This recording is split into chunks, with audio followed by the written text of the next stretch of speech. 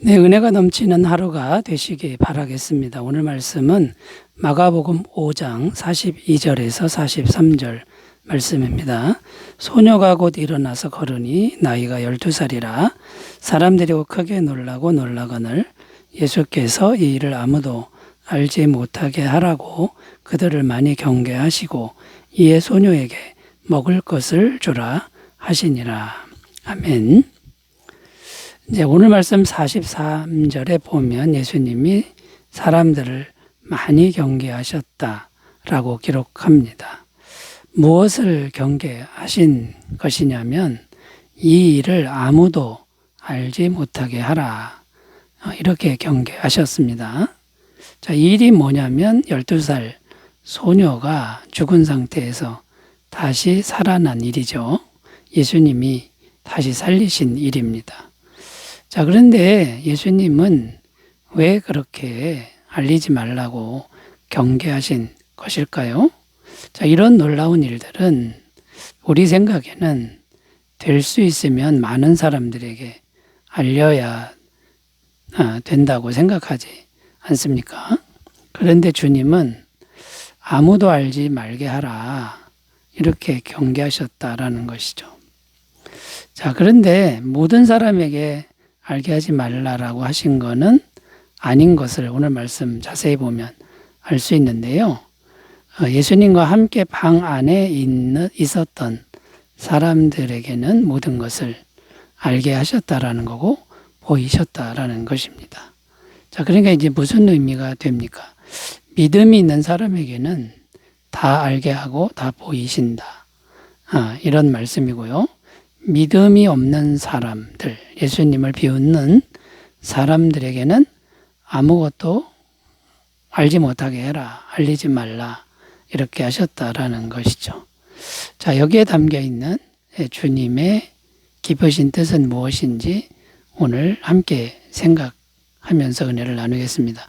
자, 첫 번째 의미는요, 믿음이 없는 기적, 그러니까 믿음이 없는 사람들에게 있어서 기적은 예수님을 도구화한다라는 겁니다. 수단시한다라는 것이죠.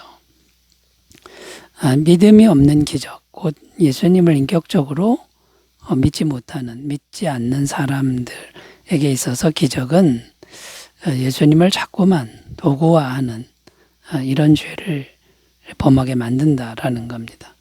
자, 예수님을 도구화한다라는 게 이제 무슨 의미냐면 목적이 예수님이 아니라 기적이라는 것입니다.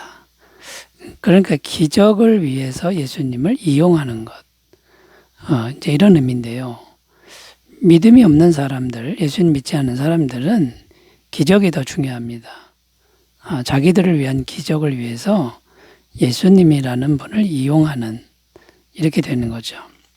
이것은 마치 알라딘의 요술 램프에 나오는 요정 같은 겁니다. 그 요정은 주인이 아니라 종인 것이죠. 주인의 욕구를 채워주는 도구에 지나지 않게 된다는 것입니다. 자, 그러니까 이제 다시 한번 정리하면요.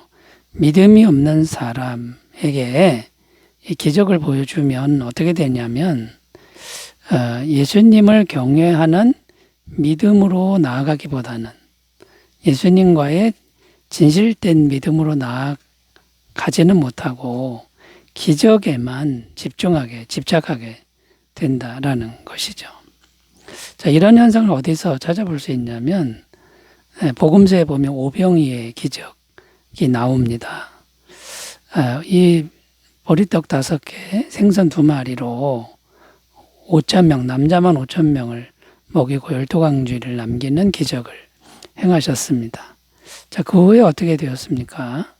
자, 이 생선과 떡을 얻어먹은 사람들이 한 일이 뭐냐면 예수님을 이 땅의 왕으로 추대하는 일이었습니다. 왜 왕으로 추대하냐면 왕을 높이는 것 같지만 결국 자기들을 위한 것이죠. 자기들의 배를 채워주는 도구로서 예수님을 왕으로 추대한 것이다라는 겁니다. 자, 그러니까 믿음이 없는 사람들에게 기적을 알게 하면 이 예수라는 사람을 왕으로 세워서 우리 배를 채우자, 우리 목적을 성취하자, 이렇게 된다라는 것이죠. 자, 이런 것을 기복신앙이라고 합니다. 기복신앙은 현세적인 복이 제일 위에 있습니다. 제일 큰 가치에 있는 거죠. 이 현세적인 복을 얻기 위해서 예수님을 이용해서 얻으려고 하는데 기도를 하거나 봉사를 하거나 헌금을 드리는 이런 행위입니다. 겉으로는 그렇게 보이나 결국 자기 배만 채우려고 하는 이런 목적이 있을 때 이게 기복신앙이 되는 거고요. 예수님을 자기를 위한 도구로 자꾸만 이용하는 그런 신앙이 된다라는 것이죠. 자, 그렇다면 바른 신앙은 어떤 것입니까? 예수님을 도구화하는 게 아니라 예수님 그분이 목적이 되는 신앙, 이것이 바른 신앙입니다. 예수님이 목적이 된다라고 하는 건 예수님이 주인이 되고 내가 종이 되는 관계를 말합니다. 그러니까 현세적인 복이 없어도 여전히 예수님은 나의 생명의 주인이고 내 인생의 주인이고 난 예수님께 순종한다. 그러면 바른 신앙이라는 것입니다. 자, 그러므로 바른 신앙은 필연적으로 자기 배를 채우는 게 아니라 자기를 부인해야 됩니다. 자기 이익을 부인하고 자기 뜻을 부인하는 것이 필연적으로 필요하다라는 것이죠. 마태복음 16장 24절 예수께서 제자들에게 이르시되 누구든지 나를 따라오려거든 자기를 부인하고 자기 십자가를 지고 나를 따를 것이니라. 결론적으로 말씀드려서 우리는 믿음이 없는 사람들이 기적을 볼 때처럼 기복적 신앙을 갖지 말고 예수님이 나의 진정한 주인이 되어서 주님이 행하시는 은혜를 받아 누리시기를 바라겠습니다. 자, 두 번째로 가보겠습니다. 자, 믿음이 없는 사람들에게 기적을 알게 하지 마라 했는데 이 믿음이 없는 기적은 죄사함의 은혜를 가로막는다라는 겁니다. 자, 믿음이 없는 사람에게 기적을 알게 하면요. 계속 기적에만 집착한다고 말씀을 드렸죠. 자, 기적이라고 하는 것에 집착하면 어떤 일이 발생하냐면 예수님의 십자가가 보이지 않습니다. 자, 기적이라고 하는 것은 능력이 필요하죠. 하나님의 능력인데 이 하나님의 능력은 어떻게 오는 것입니까? 예수님의 십자가를 통해서 영원한 죄사함을 우리가 믿음으로 받아들일 때 이 하나님의 능력은 우리에게 임하는 것입니다. 그래서 믿음이 있는 사람은 기적을 믿기는 믿는데 먼저 예수님의 십자가를 바라보고 영원한 죄사함을 믿고 그 다음에 성령님의 임하심을 위해서 기도한다라는 겁니다. 예수님의 십자가를 먼저 바라보는 일을 한다라는 것이죠. 그런데 믿음이 없는 사람은 예수님의 십자가를 바라보지 않고 그 다음에 죄사함의 은혜를 생각지 않으면서 능력만을, 기적만을 바라게 된다라는 겁니다. 자, 그러니까 이 믿음이 없는 사람에게 이 일을 알게 하지 말라라고 하는 주님의 심정은 무엇입니까?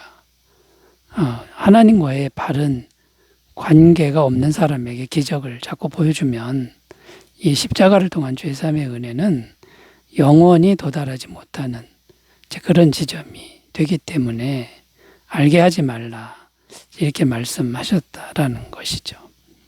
자, 그러므로 여러분 우리 구원받은 성도는 어떻게 하면 바른 믿음을 가지게 되는 것일까요? 가장 중요한 게 자신의 죄인됨을 날마다 철저히 인식하는 겁니다. 로마서 7장 24절 오호라 나는 공고한 사람이로다. 이 사망의 몸에서 누가 나를 건져내랴.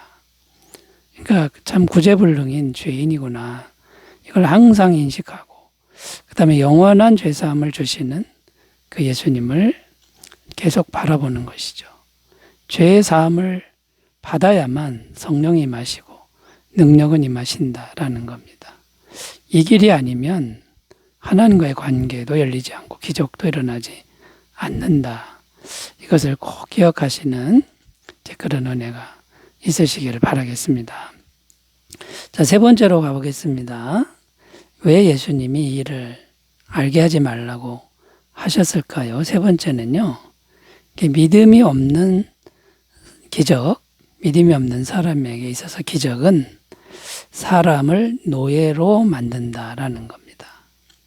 그러니까 믿음이 없는 사람은 기적을 알면 어떻게 되냐면 자꾸 사람과 사람 사이에 계급을 만들어 버린다라는 거죠. 자, 기적을 행한 사람들을 보면 믿음이 없는 사람은 그 사람을 대단한 존재로 생각합니다. 그래서 그 사람의 노예가 되는데 기꺼이 노예가 된다는 것이죠. 자, 그래서 기적을 행했다.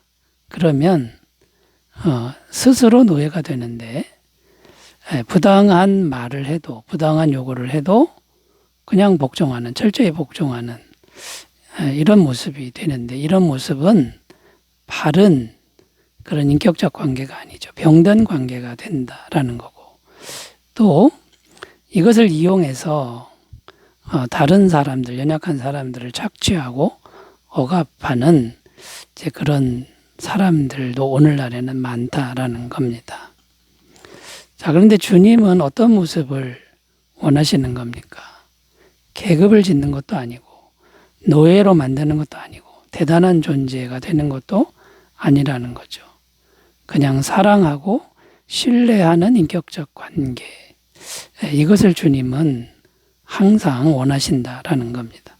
로마서 8장 15절, 너희는 다시 무서워하는 종의 영을 받지 아니하고 양자의 영을 받았으므로 우리가 아빠 아버지라고 부르짖느니라. 이 말씀에도 보면 전능하신 하나님께서도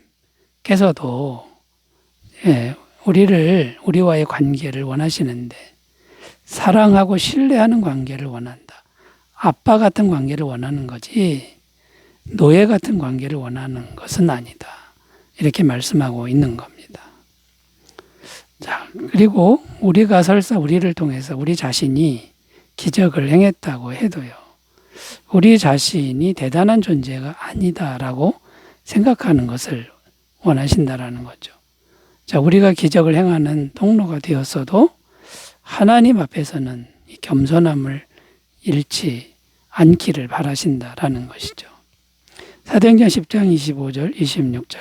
마침 베드로가 들어올 때에 고넬료가 맞아 발 앞에 엎드려 절하니 베드로가 일으켜 이르되 일어서라, 나도 사람이라 하고. 자, 여기 보면 베드로에게 고넬료가 엎드렸습니다. 계급을 만드는 거죠. 노예처럼 되는 것이죠. 그런데 베드로는 나도 사람이다, 나는 하나님이 아니다 하고 일으켜 세웠다라는 겁니다. 자, 여러분, 우리에게 이런 태도가 필요한데요. 인격적 관계, 또 자기의 죄인됨을 잊지 않는 이런 부분을 우리가 항상 기억한다 그러면 바른 믿음을 갖게 되는 거고요. 그때야 비로소 하나님의 기적은 우리에게 진정한 의미로 다가오게 될 줄로 믿습니다. 믿음이 없는 사람 되지 말고 바른 믿음을 가지는 우리 모두가 되었으면 좋겠습니다. 기도합니다. 하나님 아버지, 우리는 하나님과의 바른 관계를 잘 가꾸도록 도와주옵소서. 예수님 이름으로 기도드립니다. 아멘. 은혜의 하루 되시기 바라겠습니다. 감사합니다.